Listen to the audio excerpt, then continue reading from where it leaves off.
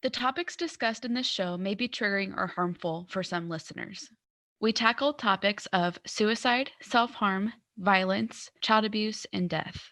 Our hope is that even if you aren't able to listen to the whole story, that you can join us for the first 15 to 30 minutes where we catch up and gossip about our lives and the world. We will be intentional on marking where triggering information may be, as well as having timestamps in our episode descriptions for those topics. Thank you.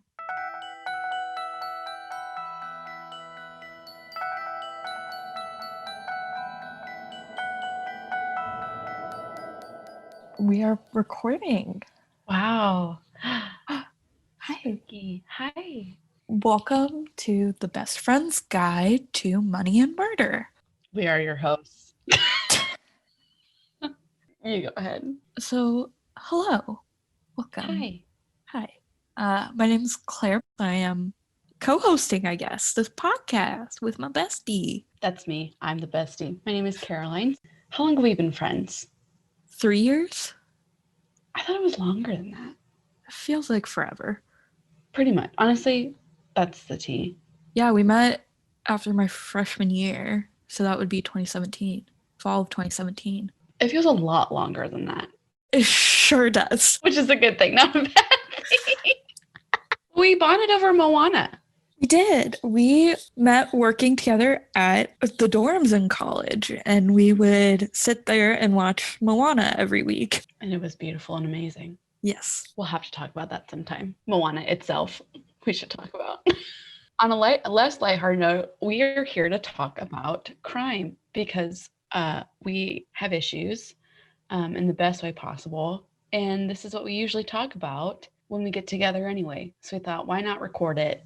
Because we ourselves think we're funny. We do. And when we hang out, we curl up under nice soft blankets and talk about spooky things. Mm-hmm. And so we thought we'd give it a go recording it. We're both here tucked in under our blankets. As we should. Sometime we're going to have to talk about ghost adventures. Yes. I'm just thinking out loud because there was a marathon for New Year's, which was really important. We're recording this not together because we are still in a pandemic. Yeah. And it's important for us to maintain social distancing as much as possible and keep everybody safe. Yes. Because that's the most important thing, is thinking about other people. This is just something I want to tell you. I'm my best friend, but now we're doing this as recording, so that's fun. Yeah. I ordered new masks and I'm really excited. I feel like I haven't had like cute masks during the pandemic because my work soon after everything shut down. So I've been working from home since truly the first week of March. So I was about a week before everyone else. And so I haven't really had an excuse to go out. So I just had like my grocery store mask pretty much. Sure. Cute. Now I have one with a flower on it coming from Etsy. You shop on Etsy a lot, and that makes my heart really happy. And I need to know where on Etsy, so we'll talk about that after. I have a Star Wars mask, which is my favorite. I need to wash her, but yeah, I'm excited that you got new masks. Yeah. Because I need to wash mine. That just made me think of that. But well, if you want to follow along with us, we have social medias. Mm-hmm. We sure do. We made Instagram and Twitter and a Facebook page for it. So on Instagram, our handle is BF Guide to Money Murder, no and. And then on Twitter, I believe it's BF Guide MM. It is. Did you talk about our Facebook? What our Facebook thing is? It's just our name. Yeah, you should be able to search The Best Friend's Guide to Money and Murder on Facebook. And then there's a page run by us. Mm-hmm. Did you could put ats on Facebook? When I was making like a Twitter, like thetwitter.com, you can put at, so I put for it at Best Friends Guide like Twitter. For our Facebook? Yeah. So it's the name, like our regular name, and then the at. Okay. All right, Facebook. We get it. You're trying to be like Twitter. It ain't gonna happen. It's not gonna happen. Good job giving it a go. So yeah, and then you can follow us personally on Twitter and Instagram. I am Claire_Biles on both. And I am Caroline_I_Soper, because I guess there's more than one Soper Caroline Soper in this world, which is fine. No big deal. On both Twitter and Instagram. Love that for you. I also lied on Twitter. Caroline_Soper1.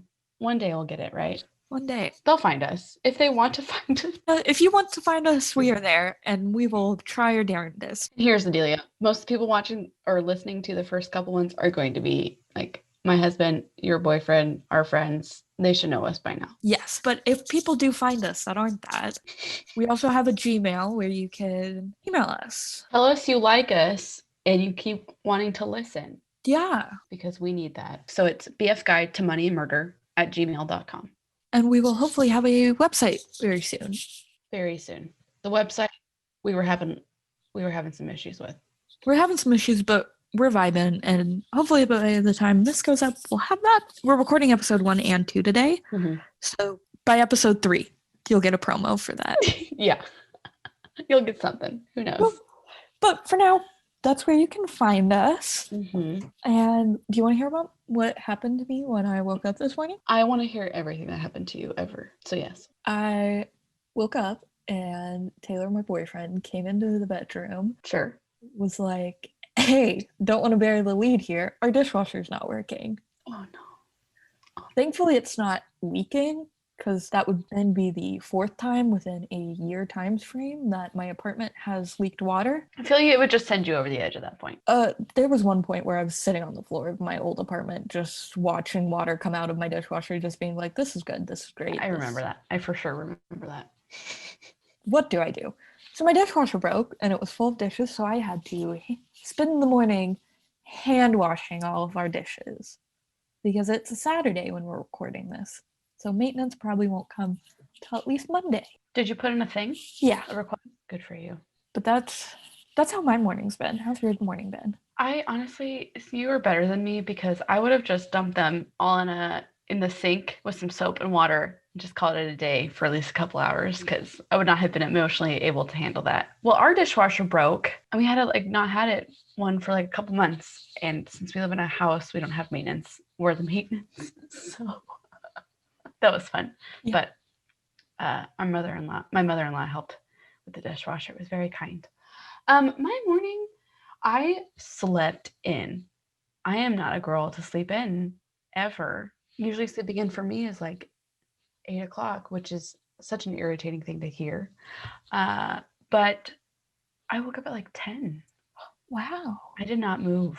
Good. After we talked about what time today, I didn't move, didn't get out of bed until 11:30. For reference, the day we shot our promo pictures, Caroline was up at 4:30 in the morning. I woke up at 4:30, couldn't go back to sleep. Sometimes your brain has issues and you can't go back to sleep. You know what I mean? It happens. Dude, I was just vibing that day. We have a Switch, and so I was playing Stardew Valley for hours. Love that for you. And I did it last night too. It's a problem. Love that for you. Thank you.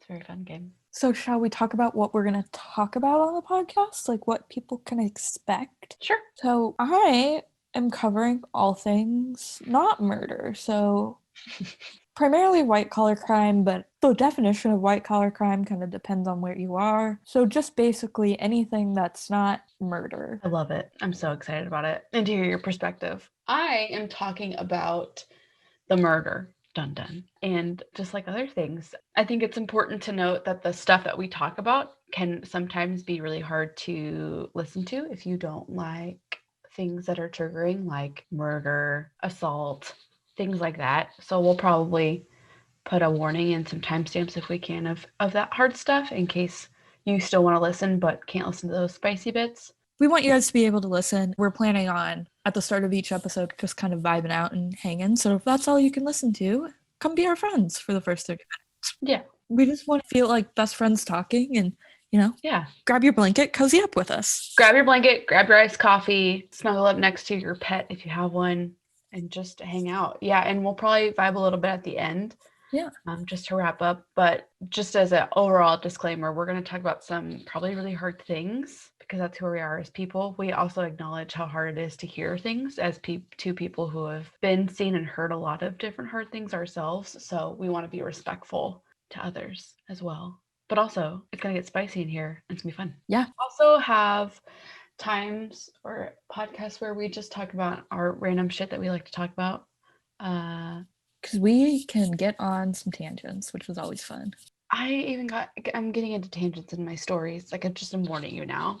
We get on some social work tangents, and it's going to be really fun. And we're going to get through it together. But we'll talk about like Ghost Adventures or Moana or how my dogs are freaking crazy, and it'll just be like a fun, like, whatever minute time to just actually hear us talking like best friends.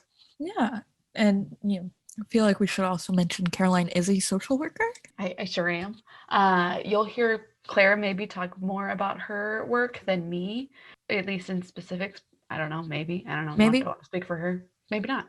Obviously, some things of our life will be kept private. My whole job will be kept private. I'll mention something here and there, but it's what's fun about social work is that you don't get to tell anybody what happens to protect your clients. And sometimes it makes talking about your job easier, sometimes it makes it harder. And I'm a social worker, and that's kind of all you'll probably hear for a while. Yeah. And I work for a university. I'm a videographer and kind of all things media consultant for an education center. And I can talk about my work. Why not? Which might not. Yeah, I graduated with a degree in film. So my work focuses a lot on making sure the story of the work that the research directors do gets told and documented. So yeah, if you guys want to hear more about that, I can always talk more about it. At the end of the day, I'm a film buff. I love it. You're so cool. One thing about Claire is that she's got really cool posters in her home, and she collects posters of movies. They're my favorite thing. I have a goofy basement, so I've got just random movie posters, but yours are really cool. Thank you. I love it. Who wants to start? Do you want to start or do you want me to start? Okay, I'm going to go first. Okay. So, I today am talking about one of the first noted serial killers, H.H. Holmes. And boy, are you in for a bumpy ride, my guy. Have you ever heard of him? I've heard a little bit about him. Okay. I haven't. Yeah, if I have listened to like any podcasts about him, it's been a while. Mm-hmm. Like I know he has his spoiler alert murder hotel. Oh, we'll get into that beautiful specimen of a building. Yeah, I've also heard him through some podcasts. Obviously, you and I watch a lot of different crime documentaries, and I was trying to find the one I used to watch on this because it was on Hulu, but I couldn't find it. So I think all of the things I've ever watched with like both stories that I'm going to cover for the next 2 episodes were on Hulu, and then they're just gone. So that's really, really fun and funky. But so as a disclaimer, before we get into him, he perpetrated a lot of violence against women, and women were his most of his, if not all of his, victims. So I'll be talking about just like domestic violence a little bit, and I'll also be talking like there is a trigger warning of suicide potentially, and then death of children, which can be hard. It's really she's heavy. She's a heavy story. So if any of those are something that you can't really listen to, there you go, pals. Okay. Also want to make sure that I highlight like sources that I used for my research as well. We are taught plagiarism is a bad thing in school. So I just want to make sure that everything I've looked at is sorted. So I got a lot of my information from Wikipedia, which is not a reliable source, or what people think. I don't know. I think it is in some cases. And then biography.com. And there's also a website called Legends of America, which is like kind of fun. I've never heard of that. So those are like the 3 main sources that I used. Okay, so H.H. Holmes.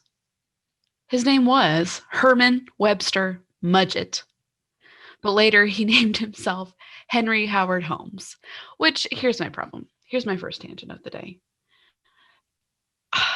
I need you to run the first name back by me. Herman Webster Mudgett. Mudgett. Yes, Mudgett. Oh boy. I just feel like he was bullied, and that's not a very kind thing to say, but also he's a serial killer, so my kindness goes out the window like a Yeah. lot. Like my note says, what a name. But then you name yourself Henry Howard Holmes. Yeah. That seems pretty pretentious to me. Anyway, But also but that would check out. he was compensating.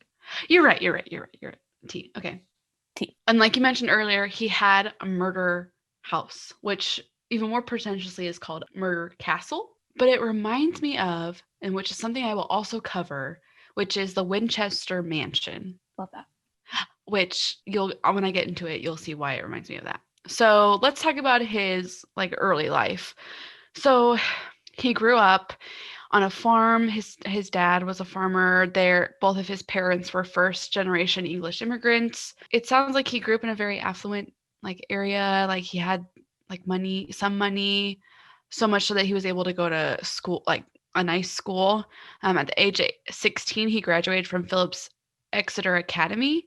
Didn't look that one up, but and took teaching jobs and then got his education like that. So moving on to when he was older, he married his first wife, Clara Lovering, and had their son, Robert Lovering Mudgett, and he was born in London, New Hampshire in like 1880. Okay, so cool. Like we're there. He's already married at like maybe around 17, 18, which I guess is normal for back then. I mean, he didn't live very long, I don't think, in the 1880s.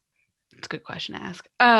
18 at the age of 18, he went to the School of Vermont in Burlington, but then he decided that he didn't like it for some reason, so he went to the University of Michigan instead, and he went there in 1882. So during that time, he worked in an anatomy lab. That checks out. Which is a very important thing to remember. All of these things are important to remember when we get into it, because he worked underneath, or was an apprentice for, at least in New Hampshire, he was under apprentice of someone who was an advocate of human dissection. So Wait, no. what do you want? As in live human dissection? I think no. You know, that's a great one. Number great question. Number two, I don't think so. I think when people die, they did a lot of research by opening up the deceased and like doing like that kind of human dissection. Okay, so an advocate for like autopsies. I guess so. But the way this was phrased is a little sus, in my opinion. But this whole guy is sus. So during his time at University of Michigan, he was under an anatomy lab with Professor Herdman, who was the chief anatomy instructor. But in New Hampshire, he was under Nam Witt, a noted advocate for human dissection, which is super weird. But I mean, I get it. As a person, okay, so another tangent. I have my minor, so my major is social work, and then my minor is anthropology. And through an anthropological standpoint, it kind of makes sense. Like you want to make sure that you understand everything about the body. Something I wanted to note is that, so this is where it gets a little more interesting. So there's not a lot of evidence to prove that he had a hard childhood, hard, quote unquote. We all kind of go through it in childhood. In some early research, when looking at the diagnostic for someone who's a serial killer, a lot of times people say like dissection of animals is a key factor. It's like it's not human dissection, sorry. Animal dissection, substance abuse in the home, child abuse, all of those things that can lead to someone being a serial killer. But we don't know a lot about his like farm life. Obviously, he worked on a farm, so I'm sure there was the necessity to kill animals for profit or what have you, right? For food. The 1880s, you need food. So I wonder if that might have had something to do with it. But he was also kind of young when he went into higher learning. He was only like 18, 19 when he went and worked under this anatomy lab, and that can still kind of mess you up if you don't work through it right. So, as a medical student, he would steal corpses, Good. burn and disfigure them, Oh, plant the bodies to make them look like an accident, ooh. and then before then would take out insurance policies and then collect the money when the bodies were discovered. Okay, now that I get. At least you're getting rich off of it, you know? You gotta do something with your time, right? Gotta get the coin. Gotta get that head, get that bread and leave. You know what I mean? Yeah. Okay, so he would also had been known to he would steal the cadavers and then sell them Spicy? and their skeletons. He may have developed a passion for dissecting corpses. We're not sure. Maybe doing experiments on them too. I don't know. Okay, so what else about him? Okay, so that's kind of a little fun fact about when he was a medical student. Fun fact, really sad fact actually. So going back to his wife, Clara, she got the F out of there in June of 1884. She left him and didn't turn back. It was been known that she was like, never gave him a second thought, which Good. is the power we're wanting to bring into this year. Yes, ma'am. Yes, ma'am. And she left because he had by like people around in their circles was like super violent towards her. Not good. So I would leave too. Yeah. Honestly, good for you, sis. So, but they couldn't so divorce was weird back then, right? They never ended up actually getting divorced. Getting divorced is still kind of hard to do now if both parties aren't on the same page. You have to like notice the other party. And there's evidence that she might not have ever been noticed that he was filing for divorce or something got lost in translation or stuff like that. I think he was trying to claim that she was, I don't know, committing a like being, what is the word? Hold on. Not adultery, but I mean that whatever. But like infidelity really Yeah. is the word. But she up and left and good for her. Good. She left him. Good. Bye, B.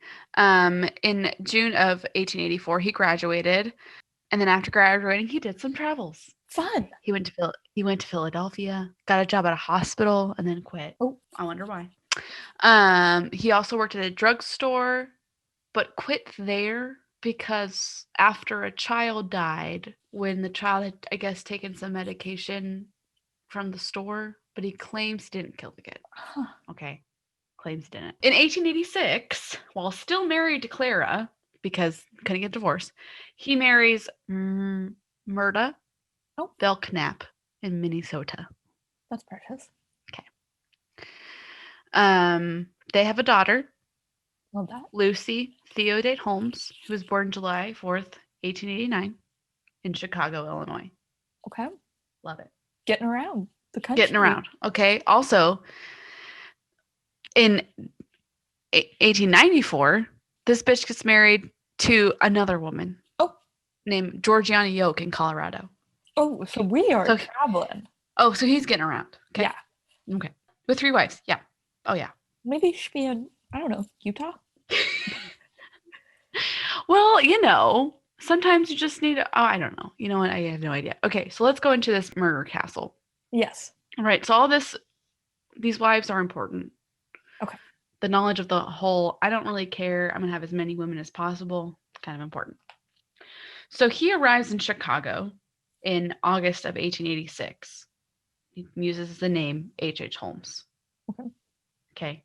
He comes across a drugstore owned by Elizabeth Holton, and he works really hard after she gives him a job, and he eventually buys the store.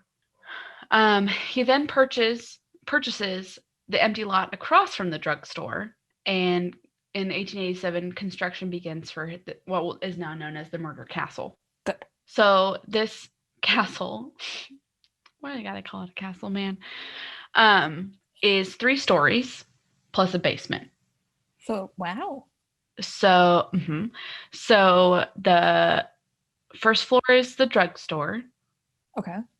Second floor is the spicy bit, and the third floor is quote unquote apartments.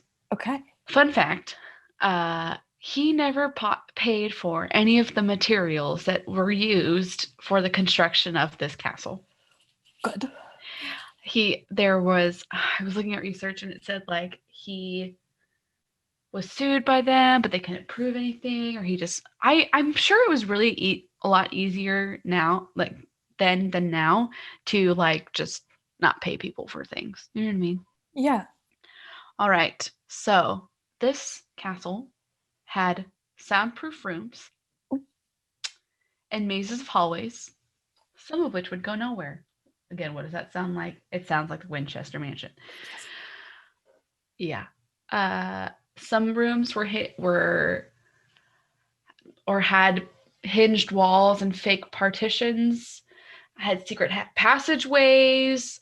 There were airtight rooms uh, where he would connect them to pipelines filled with gas and use them as gas chambers. Spicy. The basement. Yes. So all of the rooms, or a lot of the rooms, had chutes that led to the basement.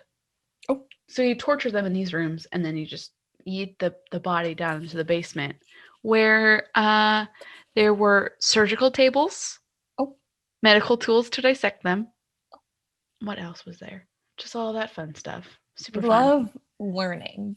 He would have that, right? He'd have all those things like gas, whatever, and then he'd like dissect the bodies and sell their parts. Okay, we'll get more into that in a second. So let's talk about the crimes and the victims. So he has been known to have killed anywhere between 20 and 200 people.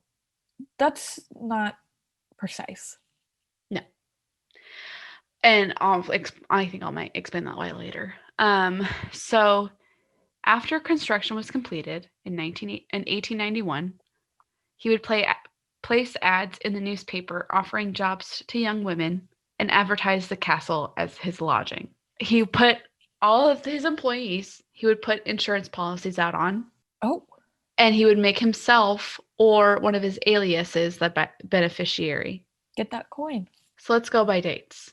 Holmes had a mistress at this point in 1891. Her name was Julia, and she had a daughter named Pearl. Julia worked for his drugstore at the jewelry counter, and they were having an affair. Her husband finds out and leaves her, so they just stay at the hotel. They're just vibing. Pearl and Julia are not seen after Christmas 1891. Oh. So he sure as fuck killed them. Yeah. In May of 1882, there's Emmeline Sigrand. That's not how you say her name, probably. She was another worker of the home, of the castle, who did not make it out of there. I think she worked just as like was that the stenographer one? No, that was the next girl. But everyone thinks that he killed her as well. Yeah, she disappeared in that December. We're not sure. There was also another girl named Edna who they also think might have been one of her victims, which is why they think it's between 20 and 200, because they don't fully know how many people he killed. In 1893, Minnie Williams, who was an actress, moved to Chicago, and he offered her a job as his personal stenographer. Do you want me to tell you what a stenographer is? I do know, but like in the olden times before computers, did like they just handwrite it all? I think they just hand wrote that shit. So she just took notes for him. Honestly, good for her. A respectable career. She did her best with what she had, and he just fucked her over. So he was able to get her to sign her property deed in Fort Hays over to him. Oh. Now, she didn't know it was technically him. He used an alias, Alexander Bond, which gave me a fucking break. Yeah. And then sometime in April of 1893, so he served as the notary as well. So he sent it over to himself, and then he served as a notary, which is so illegal. Which is why notaries are a thing in the first place. Yeah. So for my job, right, this is another tangent. Sorry if none of this makes sense. My job, we notarize documents. I'm not a notary. It'd be really fun to be one, but I'm just not. Also, Let's become notaries together. okay, fun. Fun. So, we have a couple people at work who are notaries. And that's to verify our signature to show that we're the person doing these documents and the information is correct. And so he just was like, fuck it, I'm gonna do whatever I want. Me, myself, and I say this is good to go. Checks out for me. So okay, so they're vibing, they're hanging out. He's got this murder castle. She's hanging out, getting money as she should. But then she signs over her deed. They end up renting an apartment together in Chicago. I guess he doesn't want to live in his murder house all the time. I don't know why he wouldn't. It sounds lovely. I don't know why he wanted it. It sounds a vacation home, perhaps. Perhaps. So they're hanging out. Minnie invites her sister Annie to come visit, and neither of them were seen alive after July 5th, 1893. So he got that money back. Yeah. So because of his medical background, he knew how to dispose of a body, really. Nowadays, you watch enough crime shows, you can also figure that out. They talk a lot about it in like Bones or Blood Bones. Blood Bones, Criminal Minds. Obviously, some of that is fictional.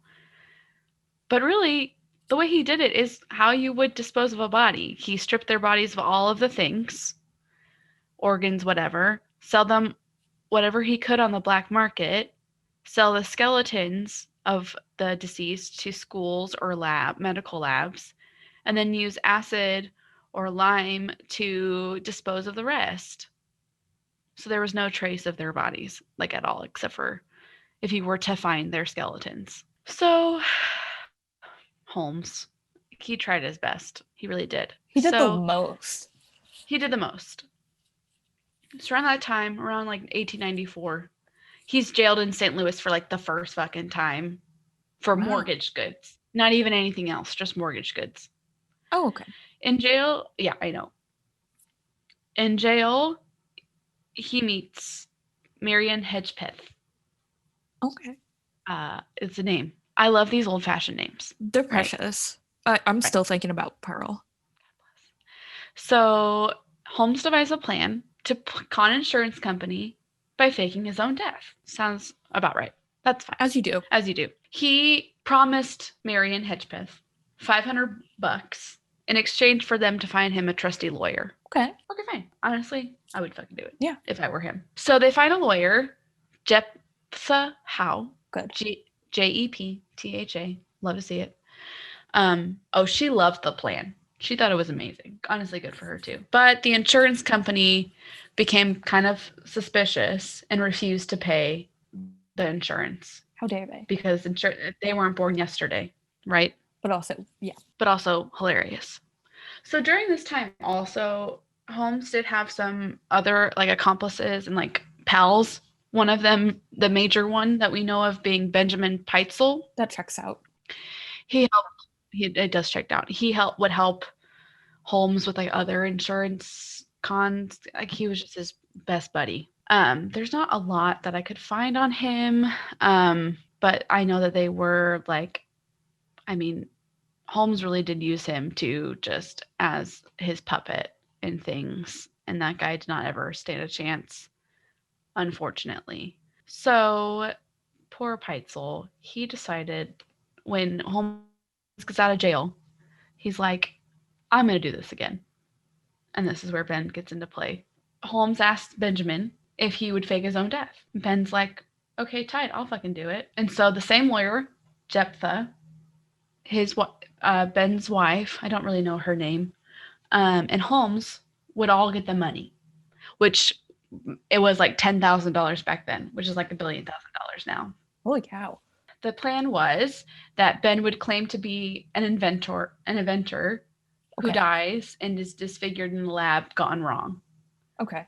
I was talking to Eric, my husband, and he was saying like this was a time where people were getting really into science.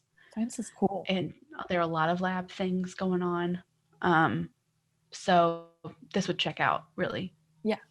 Holmes, even though so he was gonna do that. Holmes was going to provide a fake cadaver, and everyone was gonna get off with the money. Great. Great. Sounds foolproof.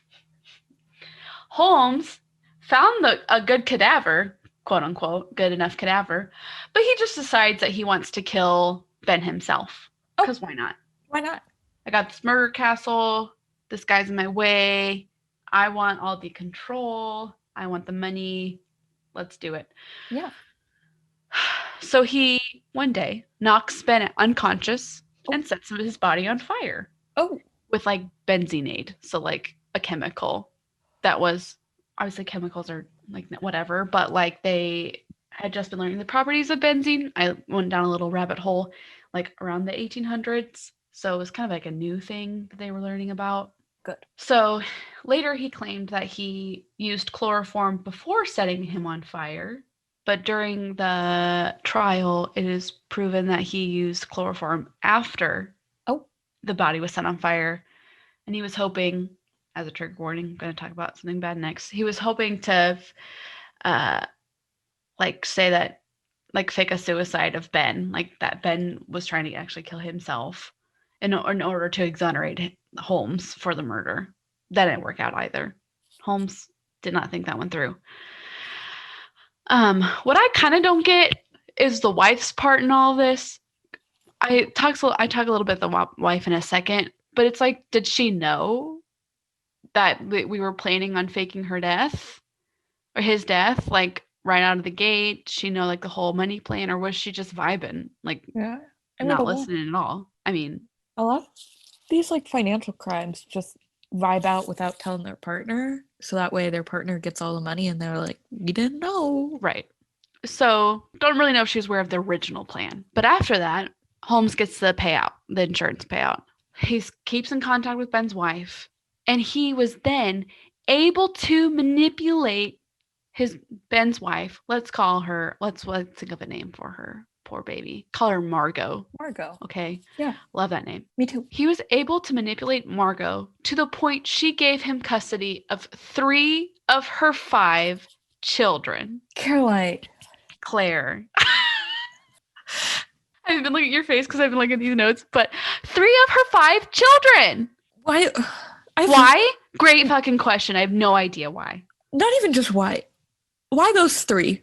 Okay, so that's a great question. Why not all 5? Well, it sounds like she might have had the baby and the oldest like still with her, but the middle 3, they were fucked, dude.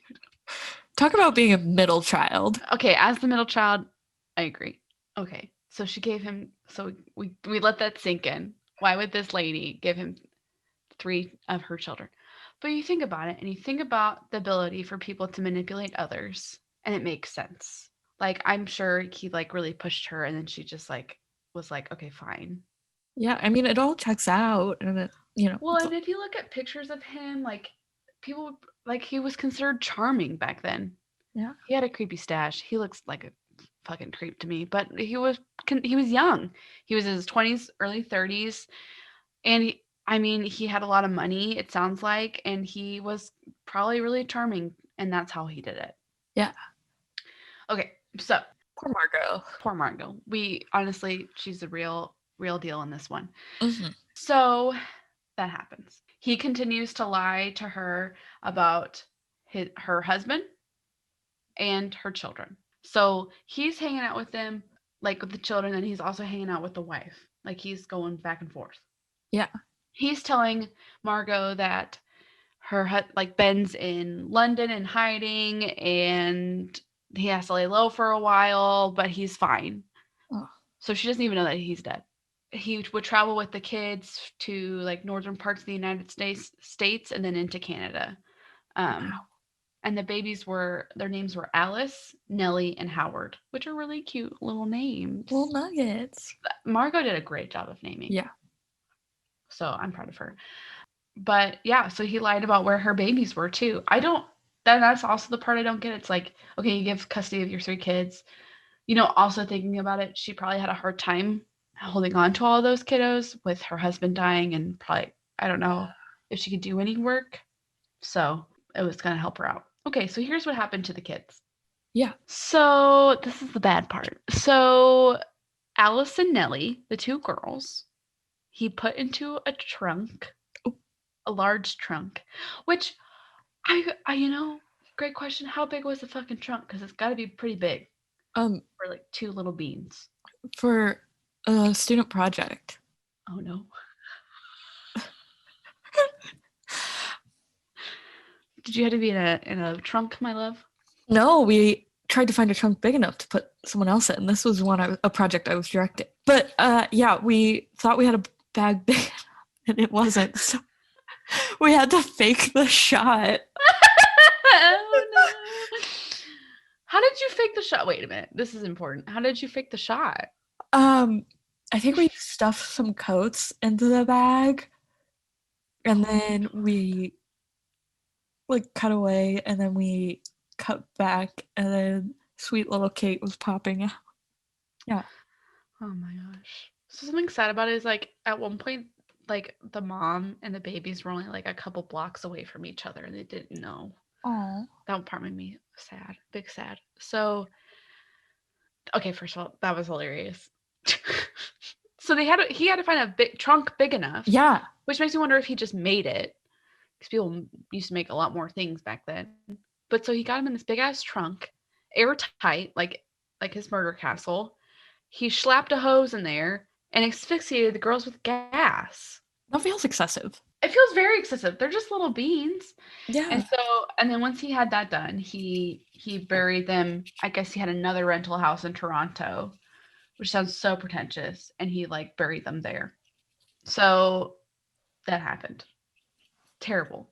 You're probably wondering, where the police in all of this? Yeah. Right? Like sure, whatever, it's 1880s, but like what the fuck? Yeah. So they had been like, I think obviously the insurance companies like were talking to the police, like they didn't have enough throughout all of this, they didn't have enough evidence to prove things were happening. Even in his like murder castle, when they investigated it later, there wasn't enough evidence to prove, which is so awful, right? Yeah.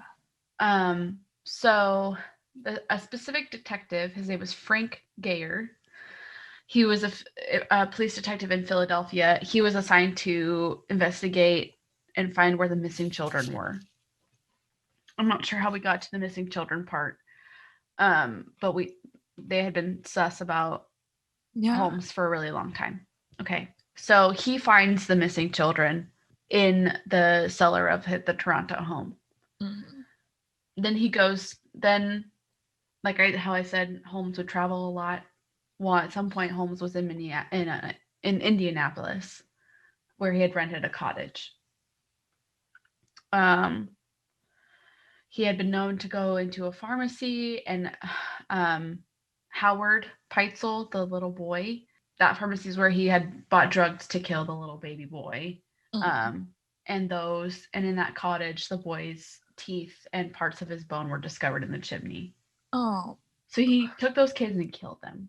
Yeah. He didn't give it a second thought, which is so awful. Oh. He also went to a repair shop to sharpen the knives he used to chop up the body before he burned it.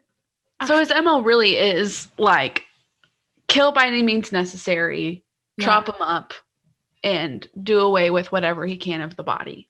Yeah. I mean, unfortunately, he was pretty smart. Unfortunately, he was really smart.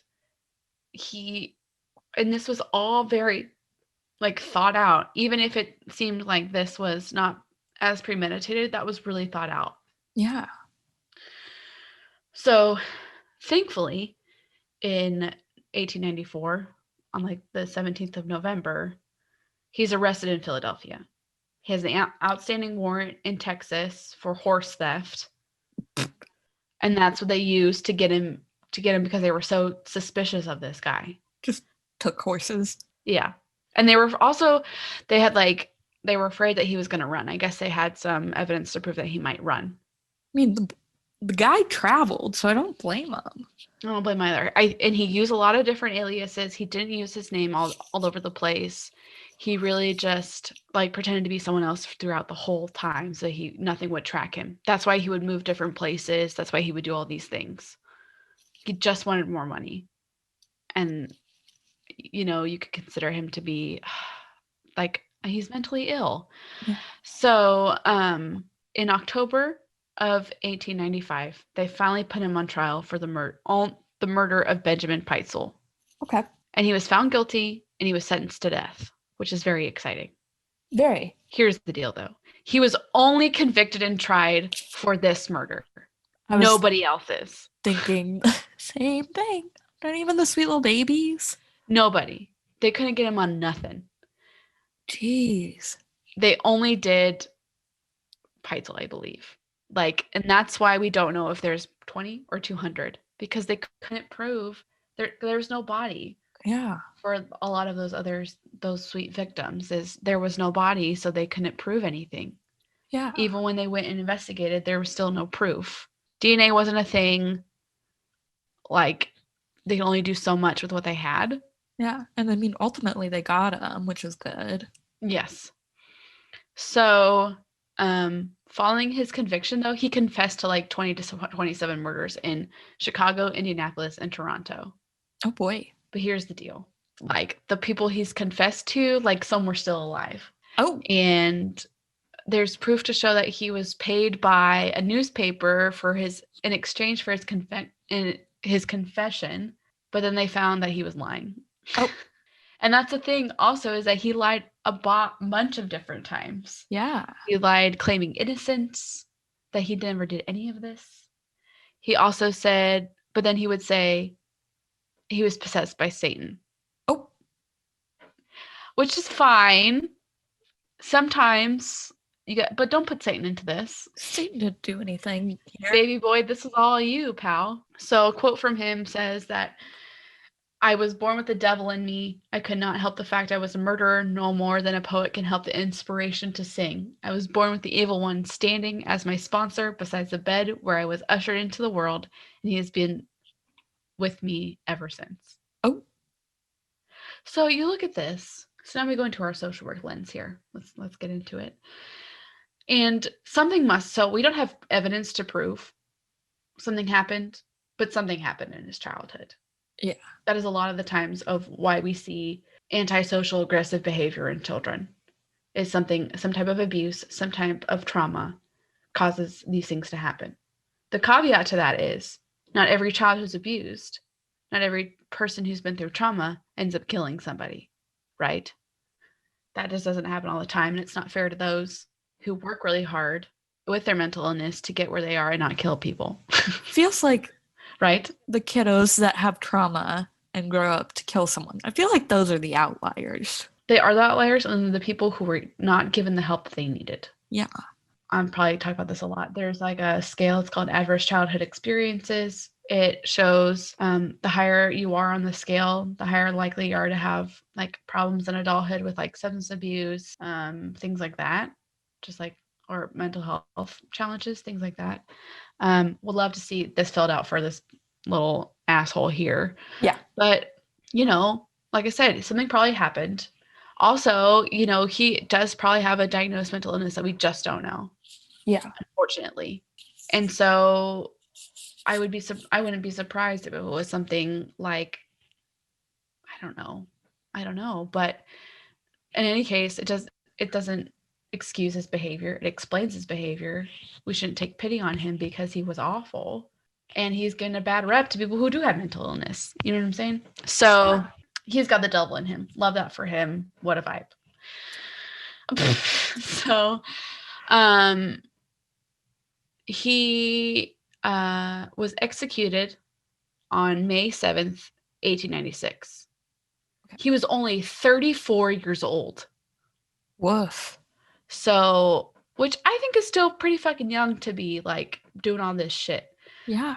Because if you look at what, 10 plus years of just killing people and being a bad person.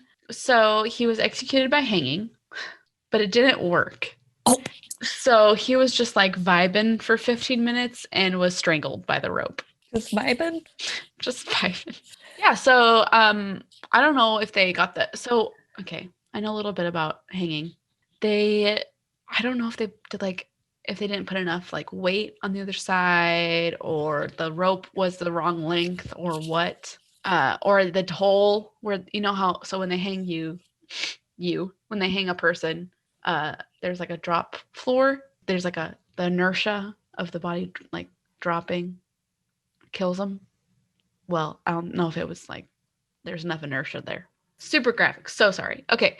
So strangled by the rope, which people could argue good fucking way for him to go because he fucking deserved it.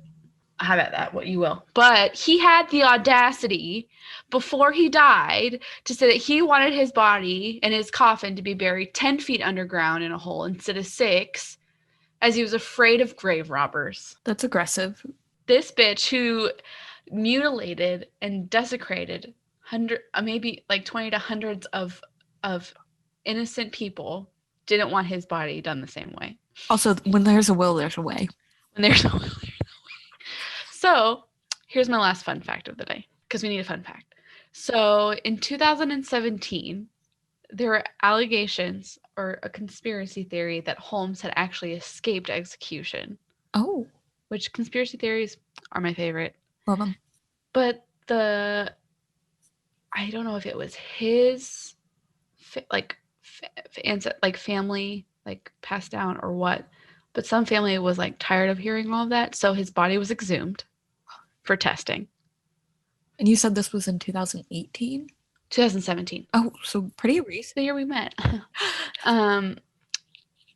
Okay, so he also wanted his body like buried in cement. So due to his coffin being contained in cement, his body was found not to have decomposed normally.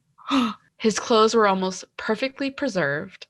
Whoa. His mustache was found to be intact. That's foul. The body was positively identified as being that of Holmes with his teeth, and then he was reburied. And that's the story of Herman Mudgett, aka H.H. Holmes. What a time. It's foul his mustache was intact. That's fucking nasty. Yeah. But like, here's my problem. Because I'm like really gross. I like want to see a fucking picture of it. You know what I mean? Oh, same. Like I just want to see what his body looked like. Does he look like mummified? Maybe not. You'd have to have different like things for it to mummify, but at the same time, not really. Did they put his clothes in like a museum or something? Do you think Zach Bacon says? If he doesn't have it, he's working to get it. No, you're right. But yeah, pretty messed. That guy was messed up. Yeah. And those poor women and all of those people. Yeah. And like usually, like you see, people go after those who are in like different harder situations. Like there's a lot of men who prey on, like sex workers, survival sex workers, like prostitutes, but like sex workers. Yeah. But that wasn't the case. He went after like women with like ambition. A job that was considered acceptable in that time. Yeah. Isn't that weird? That's wild. Creepy. Anyway, so there you go. Learn anything new? Lots new. So who are you going to talk about, my friend? So my sources, I did not do a great job of keeping track of them for this story, but that's okay. What'd you look at? You remember? I looked at some Accounting Today articles. There's a profile on this person that came out in 2019 in the New York Times, which I relied heavily on. And then NikkiSwift.com I used a lot to kind of cement the timeline. Okay. And there's a lot of news articles about this. Who are you talking about today? So today we are telling the story of Nicolas Kim Coppola, aka Nick Cage. Wait, hold on a fucking minute. What the fuck is his name? Nicolas Kim Coppola. God. His dad was August Coppola, brother to director Francis Ford Coppola, who directed one of my favorite movies, The Godfather. Oh my. That, you know what? That right there explains everything I need to know ever about Nicolas Cage, so thank you. Okay, I'm really excited. Go ahead. So I'm going to share Caroline this picture and maybe we'll like post it on Instagram, but in the New York Times profile I was posting, they posted a spicy picture. God damn it. Now that is my sleep paralysis demon right there.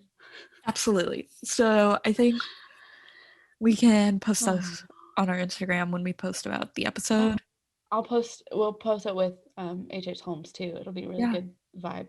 Yeah, so that way you can see what we're talking about. The mustache. Gotta have the mustache. Gotta Gotta have have a good beard moment.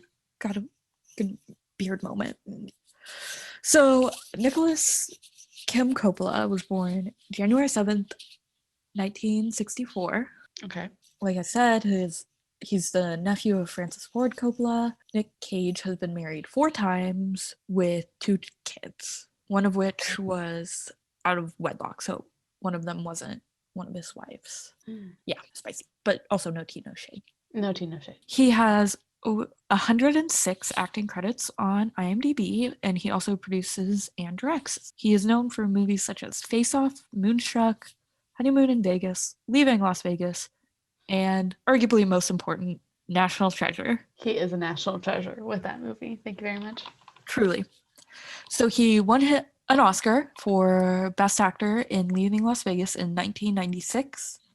He was nominated against Richard Dreyfuss, Anthony Hopkins, Sean Penn, and I forgot to look up how to pronounce his name, but it's Massimo Troisi. Wow, that's a solid group of people. Yeah, and I didn't know a whole lot about Massimo. He was Italian, I believe, and he is one of only 7 people that has been nominated posthumously for an Academy Award, which means he was nominated after he passed away for a role. So he's only one of 7. So it was quite a year that he won it. Wow. He was then nominated again for the film titled Adaptation for Best Actor in 2003, and he lost to Adrian Brody. I don't know who that is, but I don't know a lot of people. Do you know who that is? Not well enough.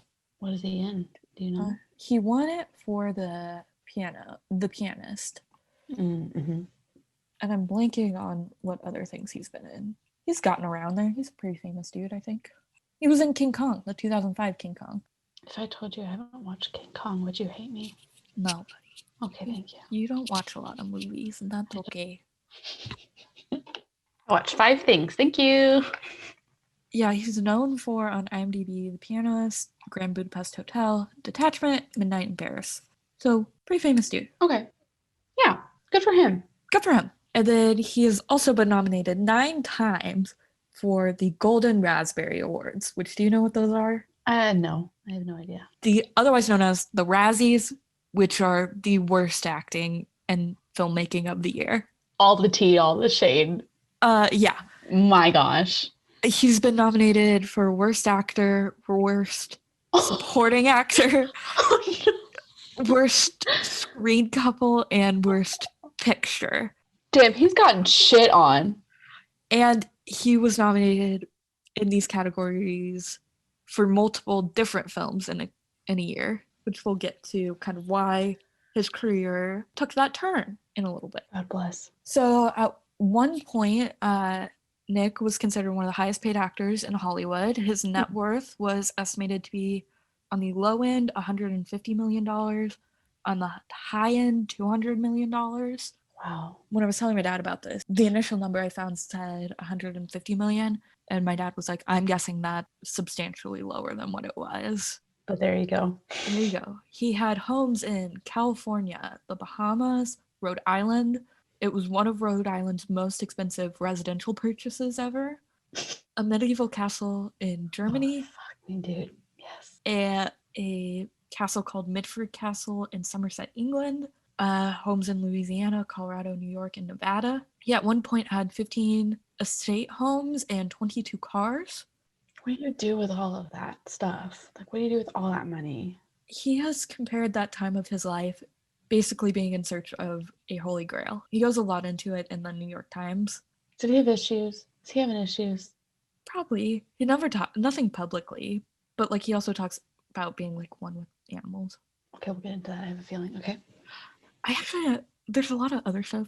I'm about to get into some of the stuff I know we're going to go on a tangent about. Okay. But fun fact, when I was studying abroad, we did I was studied abroad one summer in England, and we did a trip to, I think it was Cambridge. where we were looking around and one of the tour guides says it was never confirmed, but it's highly, highly true that over there, I think it was like apartment number 6, is where Nick Cage once had a home. Yeah. You have been where Nick Cage has blessed the sidewalk. Good for you. And I think about that often. Is that your happy place? Okay. So as I mentioned, he purchased properties in New Orleans.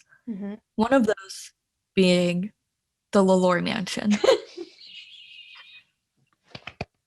I was really excited for you to mention that. Yes. Idiot. Do we know why he bought? Sorry, you might talk about it. Do you know why he bought it? I don't want to know. He just basically said that he wanted to own one of the most haunted properties in all of America. That's what I would want. I want that for me too, so yeah. I can't blame him. He purchased it in 2006 for $345 million. Jesus. And for anyone listening that doesn't know what the LaLaurie Mansion is, it was home to Delphine LaLaurie. Which I will talk about, yeah. She killed a lot. People like to kill people in their homes. It doesn't really make a lot of sense. But she was nasty. She was a New Orleans socialite in the early 1800s, a serial killer too. She was known for killing and torturing her slaves, and the mansion is known as one of the most haunted properties in all of America because it's a woofaroo story. It is a woofaroo story. And she did a lot of bad things to a lot of people, so not surprised it's super haunted. And then he has also purchased a 9-foot-tall burial tomb in the shape of a pyramid in New Orleans. 9 foot tall. 9 foot tall pyramid. Burial pyramid tomb. Pyramid tomb. It's very easy to find pictures. Was this before? Okay, question. What did he buy this before or after National Treasure? I think before. Oh, okay. It's worse. Okay, good. Okay. Illuminati confirmed. Yes. He has also purchased several octopuses, several shrunken pygmy heads. Ew. Yeah. And $150,000 Superman comic. Oh boy. What is this guy? What is in his brain? This is really fascinating. That's such a random assortment of, like, go on a game show, Nick Cage. Pull out of your purse what you got. Seriously. It's a lot. And I knew he had some of these, like, really eccentric purchases, but, like, the one that is really the kicker is one that's coming up next. A 70 million-year-old dinosaur skull. He outbid Leonardo DiCaprio for it. Oh, Leo, my man. And he spent about $275,000 to buy it. Oh. And it had to get returned to the Mongolian government because it was stolen. Yep. Stolen property. Yep, that checks out. Did he get that money back or no? No, that money was gone. Is she gone? Oh. She gone. Like, he wasn't trying to, neither of them were trying to do, like, some shady shit. No, it was just at an auction. Yeah. How are they supposed to know? Like, and apparently the auction house was pretty reputable. Yeah. Yeah. Mm-hmm. But once it was discovered, he was quoted saying, I bought it at a legitimate auction and I found out it was abducted illegally from Mongolia, so I gave it back. He bought a 40-acre island for $7 million. Okay. As you do. As you do. Ultimately, like, what got him into trouble was his real estate portfolio. He was quoted in the New York Times portfolio I was mentioning. Mm-hmm. What is an octopus? $80? You're not going to go into dire strait buying an octopus. So, of course, naturally, I looked up how much is an octopus. Mm-hmm. And it is, according to howmuchisit.org, the average price of an octopus can range anywhere from $20 to as much as $1,000. Most are going to fall in the $30 to $100 price range. For instance, one of the most popular octopuses retails for about $50 to $80. So he was correct. An octopus is average about $80. Okay. So where his trouble kind of started was in 2008. The IRS alleged that he wrongfully wrote off $3.3 million of personal items from 2002 to 2004. Those personal items include things such as limos, meals, travel, and his Gulfstream jet. The cost of a Gulfstream 1159A turbojet is $21 million. This is not real money, Claire. This is not real money. No. That's a fake number. Yeah. Maybe because I'm poor, but. So there are more expensive versions of that jet, but that is the one that I read that he had. So the IRS was only looking to get back $1.3 million in back taxes, penalties, and interest. Initially, Nick and his production company filed parallel U.S. cases in the U.S. tax court. Fun fact, his production company, I don't know if it's still around, but was named Saturn Productions. So he's a space girl. Do you think he likes space buns? This is very important. I would have to imagine he does. Do you think he pays attention to his zodiac signs? Of course he does. Okay, good. This is really important for me. Good. Yeah. So those charges ended up being settled, and he agreed to pay $666,000. Good. So a lot of money, but also the devil's number. But right.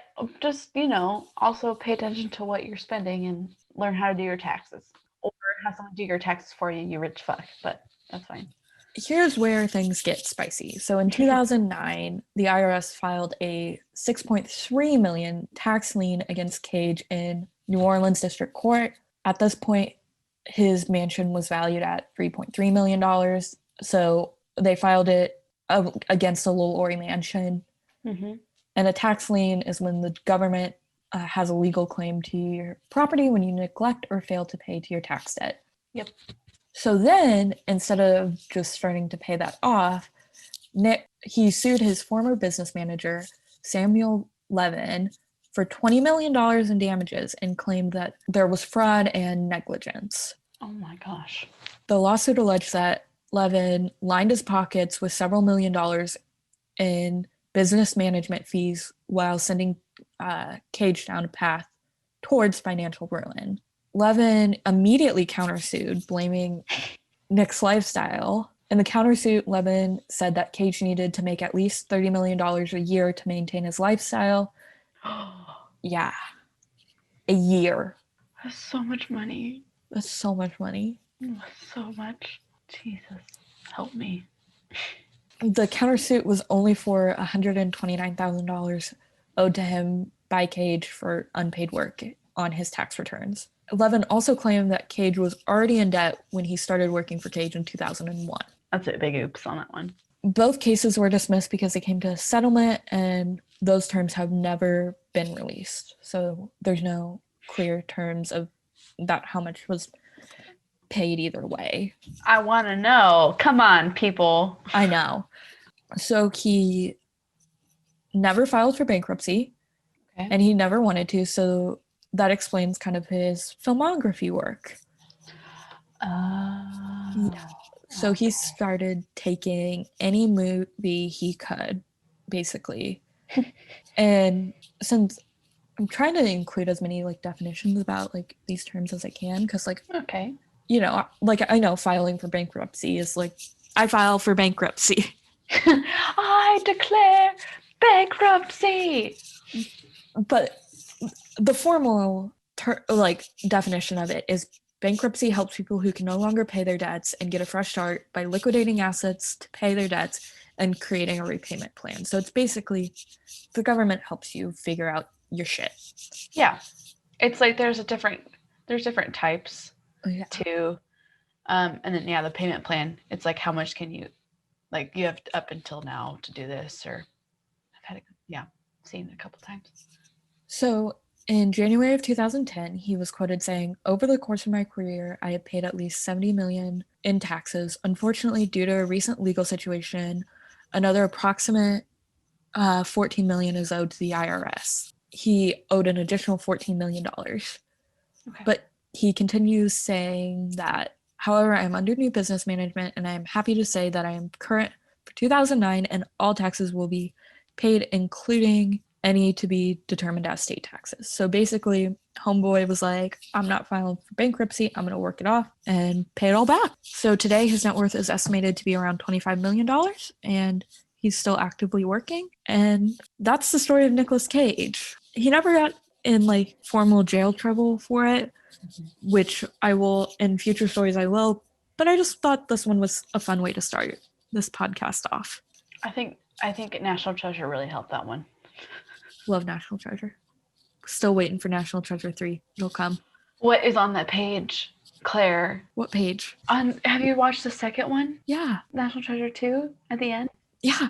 We need answers. Yeah, I want to know what's on that page. That guy, man, he bought the Lori mansion. And that's what did him in. That poor baby. Yeah. That makes sense, though, of all those movies. Good for him. Yeah. I could see if you wouldn't get into legal trouble if, like, you didn't know. Yeah. I mean, it's crazy. He did blow a huge amount of money. Like $1 billion. Yeah. It's hard. Money's hard. It's hard. I'll never have that much money in my life. And I can't imagine ever having that much money in my life. Yeah. But that just seems unreal. Yeah. Like, you could do so much more things with that money. Yeah. But also get yourself a German castle. But, like, for sure, get yourself a German castle. Like, that was important. That was the best purchase he could have made for himself, for sure. Yeah. Next to the pyramid. The tomb. The tomb. But you could do so much more with that money. Like, what would you do with, like, $30 million? I mean, I feel like now that I'm, like, investigating all this stuff, I want to say something smart, like invest it or whatever, but that's boring. Okay, well, let's say that already came out. Like, you already did that. That's already done that. So what else? The fun stuff. Yeet myself to New York ASAP. Yeah. I don't know, and travel, like go see the world, and then give that money away to people in need. We give so much money, like, and this isn't a cop out because that's kind of who we are as people. It's not making a cop out, but just how much money that could, like, all of that could help so many families. Yeah, and help so many kiddos. Pay off my house. I'd pay off my parents' house. I'd pay off all my sister's, like, student loans and stuff. Yeah. I'd, like, make sure Eric's family and grandparents were all set. Like, I'd do so many things, and then I'd, like there's a couple charities that I really like, and, like, domestic violence shelters I'd want to do, and then. But what fun shit would you do? Like, fun shit. Because I was like, I donate to, like, Black Lives Matter campaigns. What fun shit? Eric and I would go to Paris, like, yesterday. Yeah. I'd travel, like you said, I would travel the world. And this is, everyone was safe, no pandemic, we're all healthy. Yes, of course. I'd, like, take all my friends with me. Like, it'd be a friend trip. Like, there'd be some, like, just husband and wife shit, and then there would be, like, friend trips, like, where I'd take all of my friends and pay for all of them to go. Like, I've got a couple friends, but of my other best friends who always wanted to go to Ireland. Yeah. I'll take them while there. Like, let's fucking go. Yeah. I would do that. I would pay for, like, Madeline wants to go on to, like, I'd just do all of that. Yeah. And then I would do the investment shit. And the charities, of course. Donate to, like, charities for immigrants and. I mean, at least easily. Like half of that would be donated. Yeah, I was going to say $10 to $15 million donated. For sure. Yeah. We'd go to Flint. We'd figure out that water crisis. We'd get them water because Jeff Bezos isn't going to do it. Oh, boy. Oh, boy. We won't get into that. We'd help all the people. But also go on a lot of trips. Yeah. What would I buy for myself? Okay, I would also buy, like, a cool, like, bigger house. Like a castle, but, like, here. Like, not somewhere far. Yeah. And then get more dogs. I would have a farm, and I would get more dogs. Oh, I love that for you. And some cows. Yeah, I would for sure get myself a dog. So I don't have a little nugget right now. And, like, some, like, really nice, like, makeup. Yeah. And a Dyson hairdryer. All I need is $600. The rest can go away. Just give me that Dyson hairdryer. Give me the I thought it was like 1,000 though. Is it seriously 1,000? I'm gonna look it up actually, literally right now. I thought it was only like 600. I don't have to cut this out. This is important. Dyson hairdryer. Okay, no, it's 400. Why did I think it was 1,000? Because it looks fancy. Well, now I'm good. Now this is gonna. Well, yeah, hair dryer. That exists. I'm not crazy. Okay, yeah, it for sure does exist. Yeah. Oh, you can buy 12 for almost 12 of a specific hair dryer for like $1,000. Okay, I was wrong. That's okay. But yeah, I would still buy that hair dryer. I mean, come on. Yeah. We're only human. Only human. Okay, well, what else? Is that it? Did we finally do our first episode? I think we did our first episode. Wow, I'm so proud of both of us. I am too. So we're gonna put this on YouTube Yeah. as well? Yeah. We're still kind of working out the specifics of how we're going to post it, but Mhm. it'll be on, Apple Podcasts and Spotify Mhm. and On our website as well. yeah. And Yeah. we didn't, when we were screaming at you, our social medias, we did not mention our YouTube, but yes, we have it. You should just be able to Google The Best Friend's Guide to Money and Murder, YouTube it, pop up. Watch it like a billion times. I don't think we're going to put our faces on there yet, but we'll see. One day we might. And yeah, email us suggestions on what you'd like to hear, and maybe if some of your own like funny facts about Nick Cage or other celebrities that you think are funny, and then we might cover shit. So yeah, and like and subscribe. Damn. You're right. Like and subscribe. Hit that like button. What are the other annoying things that people say? Make sure you turn on post notifications. God damn it. You're right. When I told someone I was doing a YouTube channel, I was like, listen, I'm making a YouTube channel. I know that sounds like I'm 13, but I'm 25 and this is a real business now. So yeah.